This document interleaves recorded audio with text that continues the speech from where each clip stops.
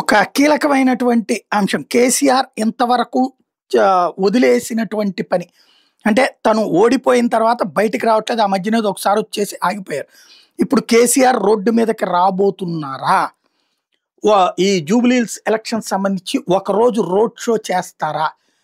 చేస్తారు అన్నటువంటి ప్రధానమైనటువంటి సమాచారం వినబడుతుంది. ఎందుకంటే ఇవాళ కేసీఆర్ పార్టీ నాయకులందరితో కూర్చుని జూబ్లీ హిల్స్ మీద దాదాపు 2:30-3 గంటల పాటు భేటీ కావడం, ఏ ఏ అంశాలు ప్రస్తావించాలి, ప్రభుత్వం చెప్పినటువంటి సూపర్ 6 హామీలన్నీ కూడా ఇది 6 గ్యారంటీలన్నీ ఫెయిల్ అయినాయి, పైగా దాన్ని డైవర్ట్ చేస్తూ రోజుకొక కథ అల్లుతుంటారు, రోజుకో కుంభకోణం అంటూ దొంగ కథలు అల్లుతుంటారు, చేస్తున్నదే హైడ్రా కుంభకోణం, జరుగుతున్నది అరాచకం, బ్లాక్ మెయిలింగ్లు, బెదిరింపులు, నిరంతరం అవినీతికి పాల్పడతా ఉన్నారు, ప్రతి దాంట్లో డబ్బులు తింటా ఉన్నారు, ప్రతిదీ అమ్ముకుంటున్నారు, ఎవరికి ఏమీ చేయట్లేదు, పైగా సంక్షేమ పథకాన్ని తొక్కిపడేస్తున్నారు, అంతిచ్చి ఇంత చెప్పుకుంటున్నారు, మీడియాని చెప్పు చేతల్లో పెట్టుకుని డ్రామాలు ఆడుతున్నారు. ఇదంతా జనం దగ్గరికి వెళ్ళండి, పోరాడి సాధించినటువంటి తెలంగాణని కాపాడుకోవాల్సిన సందర్భం అని గుర్తు చేయండి, అమ్మేసుకుంటున్నటువంటి వాళ్ళని విషయాన్ని ప్రస్తావించండి అన్నటువంటిది చాలా ఘాటైన పాయింట్ చెప్పుకొచ్చారు.